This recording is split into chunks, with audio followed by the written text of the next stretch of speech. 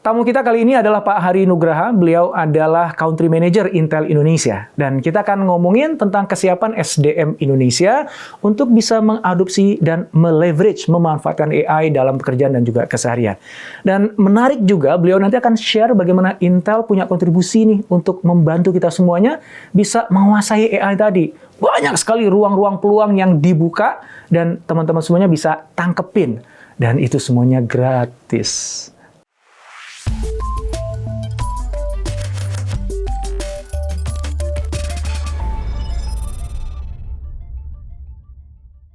Saya masih ingin bahas tentang AI, Pak. Sejak pertemuan kita sebelumnya ngomongin tentang AI. Tapi kalau sebelumnya kita bicara AI itu dalam konteks industri, persaingan, masa depan teknologi AI. Sekarang saya ingin zoom in kepada Indonesia. Jadi masih bicara AI, pengembangan AI di Indonesia, dan juga nanti lebih dalam lagi ngomongin tentang SDM-nya. Karena tanpa SDM, ya AI itu kan just a tools, Pak. It is the man behind the tools, who uses the tools. Itu yang penting, Pak, ya. Nah, kita mulai dari yang agak gede dulu kali, Pak, ya. Kalau kita bicara AI dalam perspektif Indonesia, apa tantangan terbesar yang kita miliki, Pak, saat ini di Indonesia? Oke, before ke tantangan, saya lebih suka bilang opportunity-nya dulu ya, Pak. Opportunity-nya adalah kita semua sama-sama mau memasuki era AI bersamaan. Jadi basically kita punya suatu titik start yang sama nih. Artinya kan kalau kita bisa menguasai lebih dulu, karena kita punya kan certainly bigger countries punya better leverage ya, yang Amerika sama China, for example, ya, mereka lebih duluan. Dari setingkat ini tantangannya untuk Indonesia ada dua besar. Kalau menurut saya, satu infrastruktur, karena untuk menjalankan perangkat ini kan perlu infrastruktur dari mulai jaringan transmisi, fiber optik, data center perlu listriknya cukup enggak, gitu kan? Singapura sudah menutup pembukaan data center yang baru, simply karena tidak hanya lahan, tapi juga kebutuhan listriknya pun terbatas. Nah ini buat kita masih belum, kita lahan masih banyak, karena ada an opportunity. Hal yang kedua yang menjadi tantangan kita adalah sumber daya manusianya nih sebetulnya di sini. Tadi selalu kalau kita berbicara satu teknologi baru, kita selalu berbicara bagaimana menguasai teknologi. Dan selalu pemikirannya kita mau bikin. Padahal sebetulnya bisa bikin tuh mungkin nggak banyak gitu dari seluruh yang ini.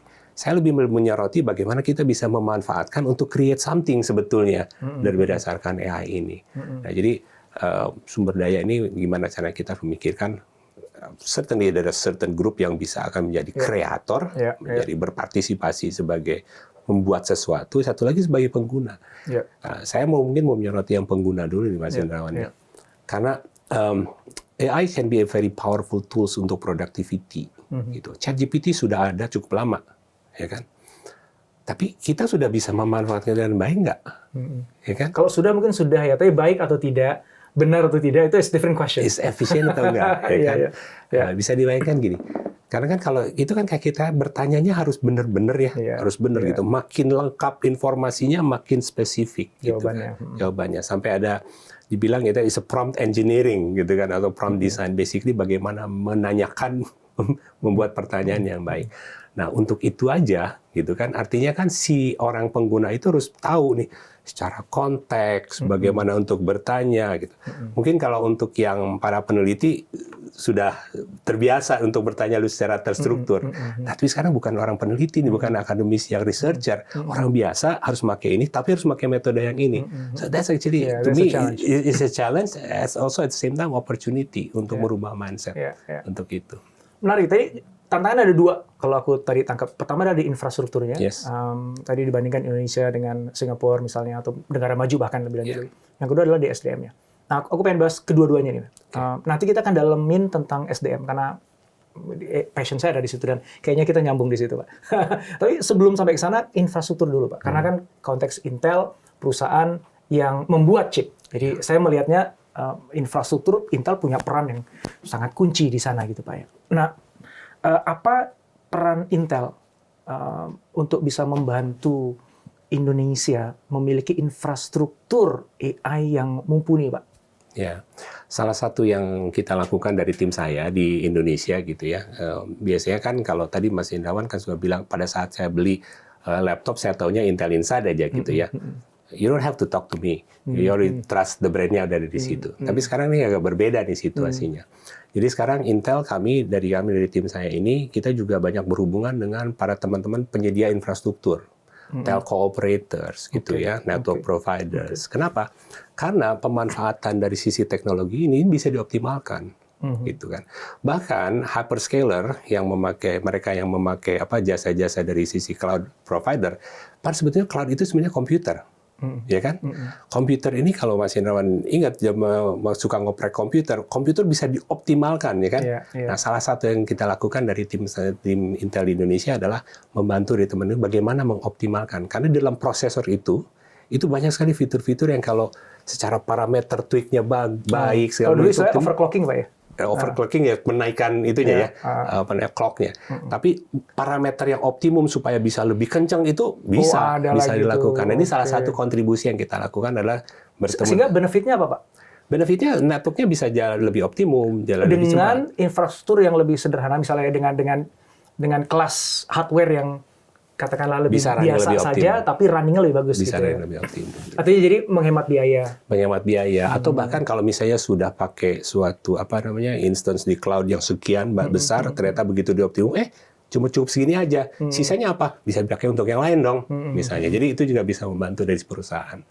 Jadi ada dukungan teknis yang kita juga berikan. Itu diberikannya oleh Intel kepada customer kita. Kita mencoba customer di level enterprise terutama. Enterprise ya. Enterprise gitu. Nah, ini untuk tadi konteksnya untuk infrastruktur tadi yang di sana. Artinya kan ini kalau enterprise yang jadi kliennya Intel itu bisa mengoptimalkan tadi, sehingga kan harusnya mereka bisa menjual layanannya lebih murah. Harapannya. Harusnya kan gitu kan ya. Atau kalaupun harganya sama, value yang diberikan lebih tinggi. Karena features-nya mungkin lebih banyak gitu. Yang itu akhirnya ngebantu Indonesia supaya nggak ketinggalan lah dengan teman-teman yang udah ada di negara maju gitu ya. Betul. Ini sebenarnya challenge sih buat kita. Tiap kali kita ketemu dengan teman-teman telco misalnya, kenapa sih kita mesti ngobrol sama Intel? Kan kita perangkatnya kan nggak ada hubungan. Habis sudah kita jelaskan bahwa sebetulnya salah satu yang bisa lakukan optimisasi segala macam. Oh, ternyata itu salah satu benefit yang bisa kita lakukan sama-sama gitu dengan adanya technical advocacy dan support yang kita berikan. Nice. SDM sekarang. Aku pengen dapetin gambaran, balik lagi tentang peran ya, peran Intel untuk Indonesia, karena tema besar ada di situ, Pak.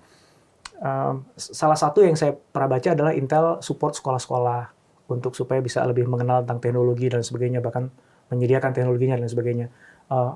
Boleh nanti dielaborasi tentang hal itu, Pak ya. Tapi mungkin juga nggak terbatas hanya pada sekolah.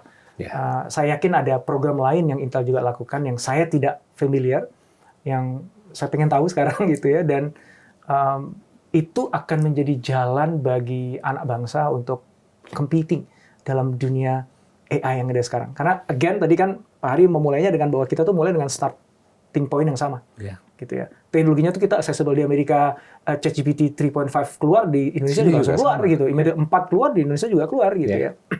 Mungkin bedanya adalah $20 di sana murah, di sini agak mahal, Pak. Itu aja, Pak. Makanya harus optimum pakainya supaya nggak rugi. Dan sebenarnya banyak cara sih supaya kita bisa dapat dengan lebih murah kan. Nah, salah satunya mungkin nanti dibantu oleh Intel. Nah, again, let's say infrastruktur itu kita udah ada. Tapi kan PR kita ada di SDM. Dan SDM itu sayangnya kan luas sekali, Pak. Dari anak-anak sekolah yang dibantu, sampai kepada orang-orang di kantor, sampai kepada mungkin entrepreneurs yang udah sepuh-sepuh, yang baby boomers atau X terakhir gitu ya. So, apa yang Intel sudah lakukan untuk itu, Pak? Di setiap teknologi yang kita luncurkan, Intel tuh selalu melakukan bagaimana memanfaatkan teknologi ini sebaik-baiknya. Contoh misalnya waktu dulu komputer masuk ke bagian untuk pendidikan, kita punya programnya Intel Teach. Kita melatih guru-guru. Ini sebelum pandemi loh, Mas Hendrawan. Guru-guru memakai komputer untuk pengajaran. Pada saat itu mungkin untuk para guru ini masih belum kebayang. Begitu pandemi, boom. Oh, ternyata butuh gitu ya. Itu salah satu. Nah, sekarang masuk kita ke era AI. Salah satu yang ingin kita lakukan adalah membangun awareness dulu nih, dari sisi awareness. Jadi macam-macam tingkatannya, dari mulai awareness sampai menjadi seorang pelaku. Nah, kita punya program namanya Intel Digital Readiness. Intel Digital Readiness ini ada beberapa pilar. Ada yang kita sebut namanya AI for Youth. Ini adalah bagaimana mengajarkan konsep-konsep AI untuk sampai anak SMA. Ada lagi AI for current workers and AI for future workers.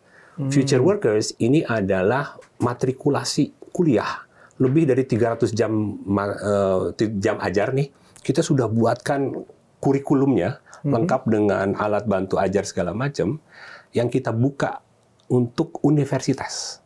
Yang mau memakai kurikulum ini silakan Anda pakai, silakan Anda infuse untuk dipakai di pengajaran. Nah, kebetulan memang Indonesia ini sejak tahun lalu dari Kementerian Pendidikan itu sudah meminta untuk para universitas untuk mulai mengajarkan awareness tentang AI ini, gitu. Nah, ini kita sudah bekerja sama dengan beberapa universitas. Silakan Anda pakai, mau dari level awareness sampai ke level PyTorch programming, bikin project kita ada, gitu. AI for youth, AI for future workers, AI for leaders. Itu siapa itu? Itu untuk para pengambil keputusan di corporate, di korporasi, di government, gitu. Dan itu levelnya biasanya bentuknya adalah workshops.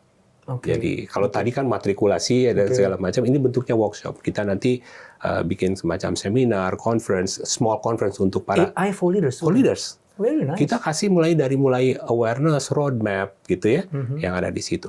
Yang terakhir ada AI for citizen. Ini menarik loh. Baru aja tahun lalu, akhir tahun lalu, Malaysia itu launching namanya AI untuk rakyat. Langsung Perdana Menterinya. Mereka jadi masyarakat Malaysia itu bisa mengambil sertifikasi di situ. Jadi ini sesuatu yang benar totally new. Hanya untuk dari sisi awareness. Jadi untuk meng-create awareness ini. Terakhir ada AI untuk global competition.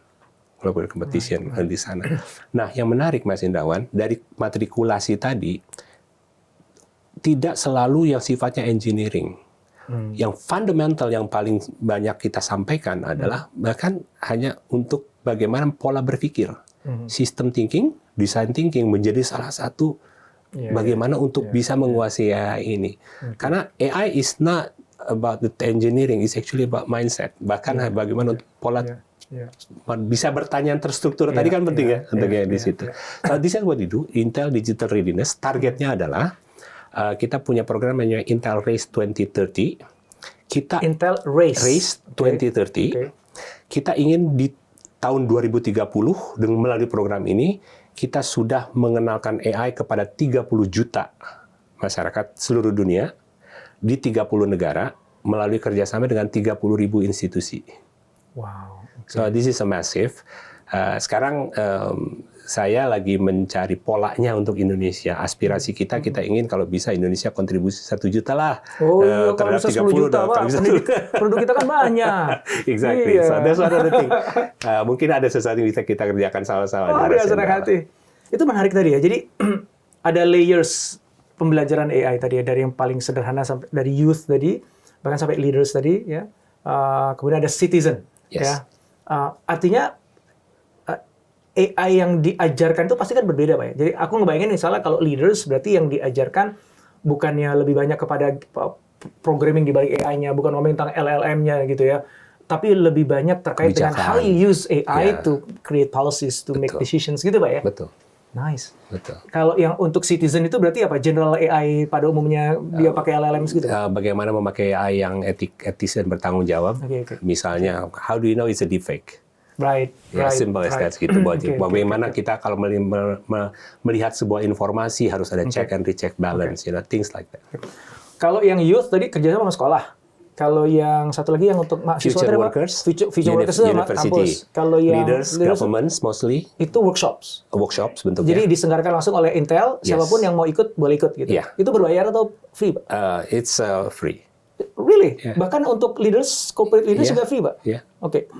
Abis itu citizen, terakhir ya? Citizen. Itu juga free dibuatnya? Ya, jadi tentunya kan kita tidak mungkin sebuah perusahaan menjangkau 30 juta banyak. Makanya kita perlu model kerjasama. Kita perlu model kerjasama. Contoh misalnya untuk universitas, yang kita lakukan adalah matrikulasinya sudah ada. Kita melakukan train for trainers. Nah, melalui train for trainers lah ini kemudian yang kemudian disebarkan. Habis itu nanti kita mikir sama-sama gimana caranya supaya lebih cepat. Mana yang kira-kira sebenarnya dibutuhkan. Mungkin dari seluruh matrikulasi tidak semuanya yang dibutuhkan di sini. Penyelenggaranya tidak harus Intel ya, tapi kan source materialnya dari Intel. Melatih para trainersnya atau pembicara dari Intel. Excellent. Di Indonesia tuh sudah seberapa masif itu dilakukan, Pak? Di semua layers dari youth sampai ke citizen tuh, Pak? Kita baru mulai di kalau yang tadi yang youth sudah dari tahun 2020 dengan Kementerian Pendidikan sudah ada tuh. Bahkan sudah ada anak SMA yang ikut global competition-nya. Nah, yang future workers kita baru mulai di tahun 2023 kemarin. Jadi materinya lagi banyak diambil sama teman-teman di universitas nih. Untuk nanti diajarkan. Untuk nanti dipakai di pengajaran. Nah, bahkan sebenarnya tidak sama itu, ada juga kelanjutannya mereka juga buat AI labs di masing-masing universitas. Nah, ini AI labs ini nanti terbuka, ada mitra lagi yang mitra hardware misalnya yang masuk, mitra software masuk. Tapi payungnya melalui tadi program yang tadi future workers tadi. AI lab itu berarti outputnya apa tuh, Pak? Projects, can be school projects. Oh, jadi ini di level sekolah ya? Di level sekolah. Jadi university project tadi. Oh, university project. Dan itu harus kaitan sama AI? Ya, tentunya. Karena kan itu. Ya, namanya juga AI Labs. Ya, benar-benar. Oh, wow. Seberapa kuat tarik? Aku kan gini, konteksnya adalah aku penasaran gitu, sejauh mana sih teman-teman kita di Indonesia ini gitu ya, dikasih barang bagus tuh dimakan. Mau gitu jawaban jujurnya? Jujur dong. Ini salah satu challenge buat kita gitu ya, karena tidak mungkin kita yang terus-terusan memberikan gitu kan. Jadi saat ini kita memang terpaksa harus memprioritaskan dulu untuk pihak-pihak yang memang juga punya sumber daya dan juga punya visi yang sama nih. Karena itu kita harus kerjanya sama-sama gitu. Agak kesulitan, memang tidak semua universitas itu punya resource, mereka juga tidak punya pengajar yang punya kompetensi gitu ya. Tapi saya juga ketemu banyak universitas-universitas yang Pak saya mau, cuman gimana caranya? Ini saya agak sedikit garuk-garuk nih. Gimana caranya? Karena resource saya juga terbatas, Pak, Mas Indrawan. Jadi makanya ini memang baru diperkenalkan. At Start kita kerjasama dengan beberapa yang memang sama-sama punya resource yang bisa didedikasikan. Kita bangun nih. Nah, di sini. Next mungkin saya harus cari mitra lain lagi nih yang gimana untuk cater teman-teman yang tidak punya resource yang banyak, tapi ingin melakukan yang sama. So maybe phase 2, I would call it. Sebenarnya sih kalau menurut saya, we are not lacking resources, Pak. We are lacking willingness to actually taking serious part of yang kayak gini. I think you're too kind. Exactly. Di kampus banyak kok dosen gitu ya, yang pinter-pinter juga, mereka gitu, hebat-hebat juga gitu. Di sekolah-sekolah juga banyak gitu. Pertanyaannya kan mau nggak luangin waktu untuk learning something new dan akhirnya kan itu sesuatu yang bisa jadi itu nggak ada hubungannya sama kumnya dia, nggak ada hubungannya sama karirnya dia gitu. Betul. But willing to do that as a form of bukan cuma learning something new gitu, tapi pengen ngebantuin orang kan, pengen ngajarin ke orang lain itu gitu. Akan jadi diferensiasi yang sangat menguntungkan. Harusnya itu logikanya kan, harusnya kan kayak gitu logikanya. Kalau saya sih jadi dosen, saya yang daftar pertama kali gitu Pak, karena walaupun katakanlah nggak ada duitnya bagi saya gitu. Tapi itu kan giving a competitive edge dibandingkan dosen yang lain gitu. Dan bagi kampus-kampus yang mengadopsi itu kan kasih competitive edge juga gitu. Ya harusnya kampus udah suruh-suruh aja tuh, udah kamu wajib nggak ada cerita gitu. Misalnya gitu. Itulah sebabnya aku nanya tadi Pak Hari gitu ya. Jadi saya passionate banget tentang pendidikan, very concerned tentang pendidikan di Indonesia. Everybody knows that. I think aku selalu ngomongin tentang hal itu gitu. But at the end of the day, sebenarnya the biggest question-nya adalah aku punya optimisme dan confident yang sangat tinggi pada anak-anak mudanya gitu, pada learners-nya, pada masyarakatnya gitu. Tapi aku agak sedikit khawatir kepada penyedianya gitu, pada providers of education-nya sebenarnya gitu. Ini boleh saya komen untuk itu ya. Nah, justru ini menurut saya pola belajar yang baru itu tidak bisa hanya dari sisi pengajar yang notabene secara generasi biasanya lebih senior. Kita gimana melibatkan mereka justru yang lebih muda, di generasi muda. Karena untuk dari sisi aplikasi ini generasi muda mungkin lebih cepat. Anak yang lahir tahun 2007 adalah pada saat iPhone diluncurkan, ya kan? 17 tahun kemudian anak 17 tahun itu udah generasi iPhone 15 sekarang. Mereka taunya itu aja kan. Tentu mereka lebih paham dibandingkan kita yang masih dulu waktu sekolahnya masih belajar bagaimana mengetik dari mesin Tik Brother yang kita bawa. So I think bagaimana pola belajar ini bisa melibatkan yang generasi di bawah ini sama yang willing ini untuk sama-sama menggali ini dari opportunity. Atau jangan-jangan justru yang di TFT-kan itu malah mahasiswanya yang sebagai peserta TFT bukan dosennya, Pak. Mereka lebih cepat belajarnya, lebih semangat belajarnya. That's a good idea. Right? Saya harus explore itu. So students teach students gitu. Karena itu kan dunianya mereka gitu.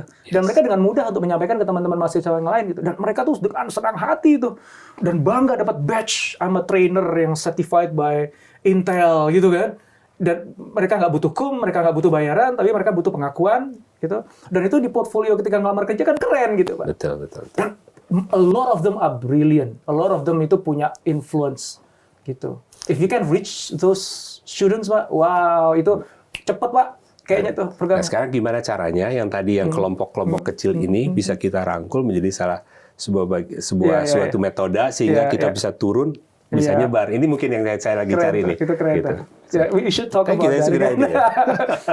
Oke, ini masih ada hubungannya sama SDM kita, Pak ya. Tadi aku bangun optimisme, di saat yang sama juga ada concerns kan dengan SDM kita. Kalau menurut Pak Hari sendiri, Pak Hari saya yakin udah banyak bertemu, bergaul, bekerja bersama dengan orang-orang di seluruh dunia, Pak. Di negara-negara tetangga kita aja nggak usah jauh-jauh deh, gitu. Di negara tetangga kita jadi di Asia Tenggara gitu, atau mungkin Asia Pasifik agak jauhan dikit. How do you think our human resources ya, menurut Pak Hari itu sejauh mana sih SDM kita itu bisa compete dengan tetangga? For sure they can compete.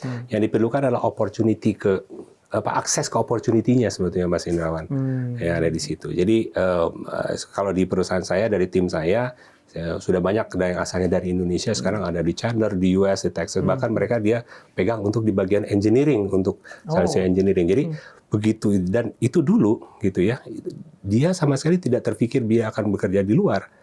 Tapi dengan dia masuk ke satu lingkungan, dia dapat akses, oh ternyata ada di sana. Itu dia orangnya datang ke saya bilang, Pak, saya punya aspirasi pengen ke sini. Ini serius benar. Bawa keluarga loh Pak, saya ke sana. Dia harus pindah bawa ke sana. Dia boyang ke sana gitu. Bisa. So I think what we need is actually access to opportunity. Gimana caranya kita provide akses ini kepada mereka-mereka yang mau nih Mas Indrawan untuk ini. I think this is peranannya pemerintah. Pemerintah banyak memberikan banyak kegiatan. Kalau di startup itu banyak kegiatan inkubator, akselerator. That's one of the thing yang membuka untuk akses ini kan. Dan teman-teman dari Visi juga mereka sering banyak bikin kegiatan hackathons untuk bikin sebenarnya. That's one of the thing yang juga ke sana. Jadi menurut saya kapabilitas is there. Kalaupun masih belum mampu, orang yang punya willingness-nya kuat, dia akan selalu mencari cara gimana caranya supaya dia bisa ke arah sana. How do we provide that access to the opportunity? Iya. Karena kan berapa waktu yang lalu tuh saya lihat di media sosial itu kan ngebandingin IQ-nya orang Indonesia sama negara tetangga gitu. Dan agak sedih gitu ngelihat Indonesia ada di posisi mana gitu kan. Sehingga itu kan kayak Indonesia tuh sebenarnya tuh punya potensi apa nggak sih sebenarnya untuk compete, dan Pak Hari tadi mengatakan bahwa kita punya banget ya Pak ya. Jadi kita tuh dulu selain dari AI ya, sebelum dari AI kita punya inisiatif dulu 5 tahun yang lalu kita bahkan punya namanya Maker Community. Maker Community is basically IoT. Pada saat itu kita sebar development kitnya Intel ke SMK gitu. They come up with a lot of ideas loh. Love ideas. Ada idenya itu bahkan pada saat itu yang mereka buat, salah satu contohnya misalnya mereka buat untuk memberi makan ikan gitu kan. Idenya ya ide yang sama. Kemudian dilakukan orang lain yang punya akses pada opportunity, bisa dikembangkan menjadi satu bisnis model yang menjadi berbeda kan. Tapi untuk mereka idenya mungkin udah sampai mereka tidak bisa mengeksekusi dan kemudian membawa itu tempat yang lain. I think this kind of thing, dan ini peranan dari industri, perusahaan besar yang bisa memberikan akses kepada mereka, gimana membawa ini ke dunia bisnisnya untuk dibuat ini. Walaupun sekarang kan gini, kita nggak ingin juga kan adik-adik kita atau teman-teman kita tuh kayak pasif nungguin nanti pemerintah nawarin atau Intel nawarin gitu ya. Karena kan kalau kita bicara opportunity kan dalam dunia yang digital yang horizontal kayak gini kan it's everywhere. As long as you are connected to the internet, lu kan bisa ketemu opportunity-nya, masa lu nyari apa nggak aja kan gitu. Betul. Jadi kadang mungkin kali ya. Biasanya mereka yang ingin merubah nasib adalah mereka yang merasa belum punya. Mereka harus ada pindah zona gitu di sini. Mereka yang semuanya serba ada, semuanya serba berkecukupan. Nah, gimana nih? Bagaimana supaya kita tidak ada rasa berkecukupan ini, bahwa ini masih harus ada lagi dikejar. Mindset lagi. Tadi kan Bapak mulai dari kata-kata mindset tadi di awal kan. Exactly. Jadi mungkin ini satu hal yang penting bagi kita lah ya, sebagai ya kita menyebut kita itu karena kita punya passion untuk education, kita punya passion untuk menghidupkan SDM di Indonesia gitu, bahwa wahai teman-teman di Indonesia gitu. Jadi jangan minder sama negara tetangga. Pertama dari sisi capability kamu sama hebatnya kok sama tetangga gitu ya. Pak Hari tadi udah menyaksikan secara langsung. bedanya ada di akses saja opportunity-nya gitu, pintu-pintunya ada di mana gitu. Tapi sadari juga gitu bahwa mungkin ada negara tertentu yang lebih beruntung warganya karena mereka aktif pemerintahnya untuk nawarin opportunity. Ya, ada. Jumlah perusahaannya lebih banyak yang nawarin opportunity. Mungkin ada yang seperti itu. Di Indonesia itu tapi jangan salah, opportunity yang sama tuh sebenarnya ada, cuman mungkin tidak secara aktif ditawarkan kepada Anda gitu. Yes. Gitu ya. Kan hampir semua perusahaan-perusahaan besar dunia kan ada di Indonesia juga kan. Dan mereka kan offering the same opportunity dengan opportunity ditawarkan ke negara-negara tetangga yang lain kan. Rutin itu, perusahaan-perusahaan itu rutin sekali, banyak sekali kegiatan. Ya, masalahnya adalah lu pengen cari tahu apa enggak gitu. Gitu. Jadi balik lagi kepada mindset tadi, salah satu yang paling penting adalah kesadaran bahwa efficacy, perasaan bahwa gue sebenarnya mampu, gue sebenarnya punya capability. Dan yang kedua adalah opportunity itu tuh ada. Masalahnya lu kejar apa enggak? Lu niat nyari apa enggak? Kalau lu cuma nunggu aja berharap kemudian ada orang baik nawarin, ya udahlah, sorry ya, Indonesia tuh ada 270 rakyat gitu. Ya, kalaupun itu pemerintah rajin, kalaupun Intel rajin, belum tentu lu dapet. Karena kalau di Singapura cuma berapa juta gitu kan. Intel gerak sekali aja kena semuanya satu warga gitu. Indonesia kan susah gitu. So ya, you have to be willing untuk mau capek dikit nyari, pede nawarin diri kayak tadi ya Pak ya. Saya satu keluarga siap Pak gitu. Saya siap ini Pak gitu. Dan once you seek the opportunity, maka peluang itu akan datang menyertai kan gitu. Ya, saya selalu iri dengan para pengusaha. Sebetulnya mungkin karena sebetulnya mindset yang tadi Mas Indrawan ya sampaikan itu, that's an entrepreneurial spirit itu ya ada di situ gitu kan. I mean, kan ada pepatah yang bilang kan ideas are cheap but execution is everything, right? Gitu kan. Sebetulnya bukan masalah idenya, tapi bagaimana eksekusinya itu dilakukan ya di situ. Dan itulah pengusaha itu ngomongnya tuh selalu eksekusi kan. Jalanin dulu aja gitu ya. Nanti belajar sambil jalan. Sambil jalan. Mungkin itu yang perlu kita sama-sama bangun selain dari mindset tadi, gimana menjadi mindset pengusaha tadi untuk ke sana kan. Pengusaha kan pengennya lompat dan nyari peluang dimanapun berada gitu ya. Oke, to close the sessions Pak. Jadi apa pesan atau advice dari Pak Hari untuk anak-anak muda khususnya ya? Sebenarnya anak muda itu, definisi anak muda itu kalau nggak salah menurut WHO itu 60 tahun ke bawah. Saya juga masih muda kan. Mungkin kita harus rubah definisinya, mungkin rambut hitam boleh lah ya, masih anak muda. Jadi untuk teman-teman anak bangsa lah, saya sebut ya, kita regardless of umurnya berapa gitu. Untuk supaya bisa nangkepin peluang-peluang di dunia baru di mana AI itu akan menjadi core komponen di dalamnya. Itu apa pesan untuk teman-teman? Ya, di era globalisasi seperti sekarang, kita adalah bagian dari masyarakat dunia, gitu ya. Jadi sebetulnya kesempatan kita itu sama. Ya, di sana. Tentunya masalah tadi bicara dengan akses ke opportunity, ada beberapa negara lebih mudah aksesnya, kita lebih sulit. Ya, kita mungkin agak lebih itu yang harus kita harus kita sadari. Ini lebih susah, tapi kalau ada keinginan sama. Berarti the starting point is there, the same, spiritnya sama. Fasilitas sekarang tuh berjibun lah, banyak banget gitu. Pemerintah membuka pintu segala macam, perusahaan besar juga ingin memberikan kontribusi, gitu. Banyak sekali kesempatannya.